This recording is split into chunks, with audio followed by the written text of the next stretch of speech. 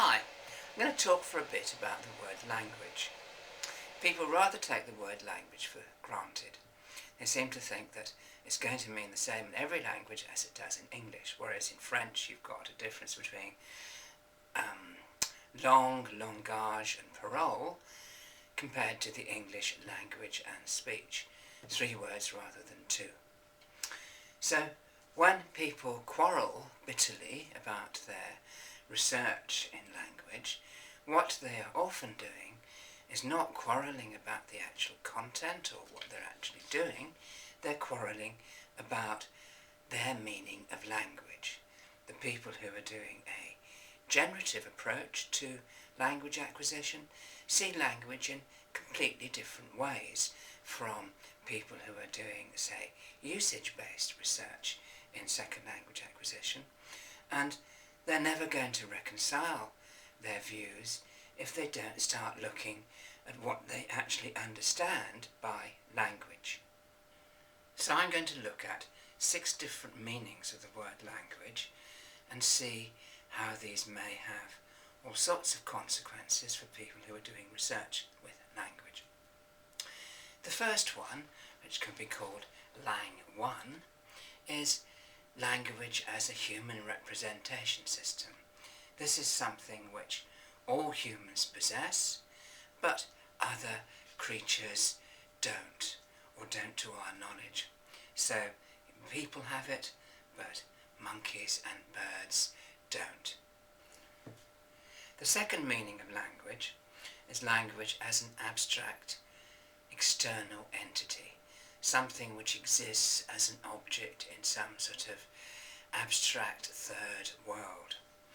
In this case, it's the whole language, so we can talk about the English language and the French language and the Chinese language as different examples of Lang 2, the abstract idea of language.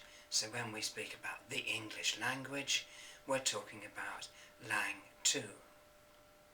But language has also been used in a very specialised sense to mean the set of sentences or utterances that people have produced. So English is all the sentences that people have produced in English, and also sometimes all the sentences they may potentially do in the future. English is a set of sentences, as is French and Chinese. Coming to Lang 4, we meet language as the shared possession of a community. People who form a community speak a particular language. So there's a community of people who speak English, a community of people who speak French, a community of people who speak Chinese, and so forth.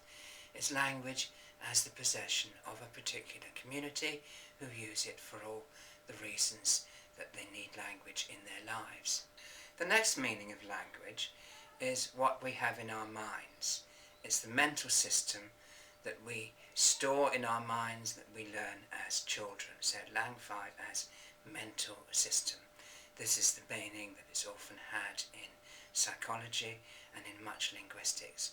It's what an individual has in their minds rather than a community.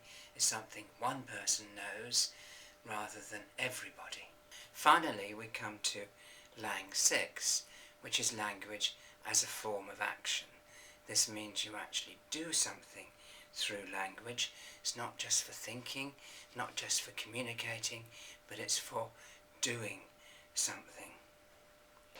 So as you can see, these meanings of language are very different.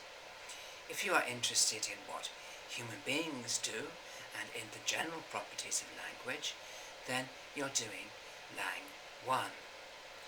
If you're interested in a particular language like the English language, you're interested in its whole grammar, in its dictionary and so forth, then you're doing Lang 2. If you go out collecting sentences, putting them into corpora, finding out properties of the corpora and so forth, then you're into Lang 3. Lang 4 is then the community if you want to find out how people interact with each other through language and how they identify with a particular language in their community, then you're doing Lang 4. Lang 5 is what's going on in particular people's minds. It's the processes of speaking, the process of listening, and how things are stored in the individual mind. And Lang 6 is then what we do with language, how language can affect the world around us in one way or another.